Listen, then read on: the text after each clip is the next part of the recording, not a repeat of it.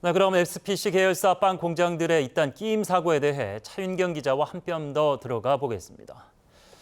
비슷한 사건이 계속해서 이제 발생하고 있는데 결국 이번도 안전 조치가 미흡해서 발생했을 가능성이 높다, 이런 얘기가 나오네요. 그렇습니다. 건설업에서는 떨어져서 사망하고 제조업에서는 기계에 끼어 사망한다는 말이 있습니다. 네. 그만큼 제조업에서 많이 일어나는 중대 산업재해가 이런 게임 사망 사고라는 겁니다. 대부분은 막을 수 있었는데 안전 조치가 미흡했기 때문에 일어났습니다. 먼저 지난해 SPC그룹의 대국민 사과 영상을 같이 보시죠. 이번 사고에 대해 책임을 통감하고 있습니다. 예, 당시 1999년생 20대 노동자의 게임 사망 사고 이후 고용노동부가 확인한 SPC그룹 계열사의 산업안전관련법 위반은 277건입니다. 덮개 등 방호장치 등을 제대로 설치하지 않았던 겁니다. SPC그룹은 3년간에 걸쳐서 1,000억을 투자해서 안전사고를 막겠다고 했습니다. 그런데 오늘 박 전 국회 환경노동위원회 위원장에 따르면 그 이후 현재까지 샤니 공장에 투자된 건 약 46억입니다. 예산이 언제 어느 부분에 쓰였는지 의원들이 지금 자료를 요청해 놓은 상태입니다.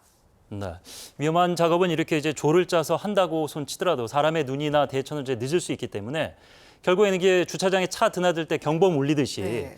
위험한 작업을 할 땐 경보음이 울리게 돼 있다고 알고 있는데 이번에도 안 울렸다고요? 그렇습니다. 그 반죽 볼을 들어 올리거나 내리는 과정에서는 말씀하신 것처럼 경보음이 울리고 또 네. 경고등이 들어와야 합니다. 예. 근데 그러지 않았습니다. 그래서 이게 기계 결함 때문인지 아니면 누가 고의로 이것을 껐는지 그리고 지금 조사를 하고 있습니다. 지난해 SPC그룹의 대국민 사과 이후 10개월 동안 이 성남 샤니 공장에서만 3건의 게임 사고가 있었습니다.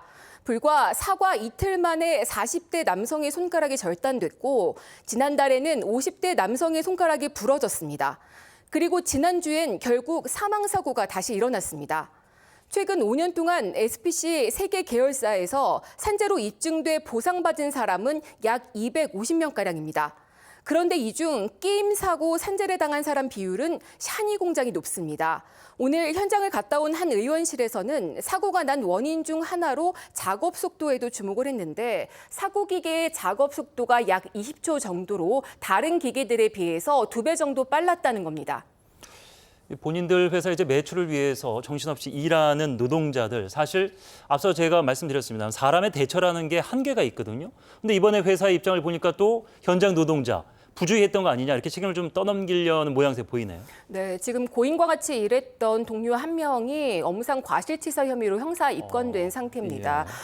이분이 리프트 기계 아래쪽에 있는 고인의 상황을 제대로 알지 못한 채 스위치 버튼을 작동시켜서 사망 사고가 일어났다고 본 겁니다.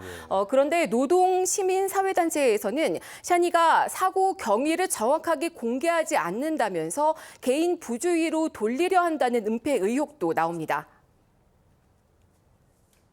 개인의 부주의가 있다 하더라도 재해로 연결되지 않도록 안전조치를 해야 되는 것이 회사의 책임이고 의무이거든요. 이것은 달리 말하면 기임에 대한 근본적인 대처나 조치를 하고 있지 않았다는 것을 의미합니다. 네, SPC 샤니는 다시 한번 재발 방지를 약속했지만 진상규명과 함께 중대재해처벌법 적용까지 고려해야 한다는 목소리가 계속 나오고 있습니다. 예.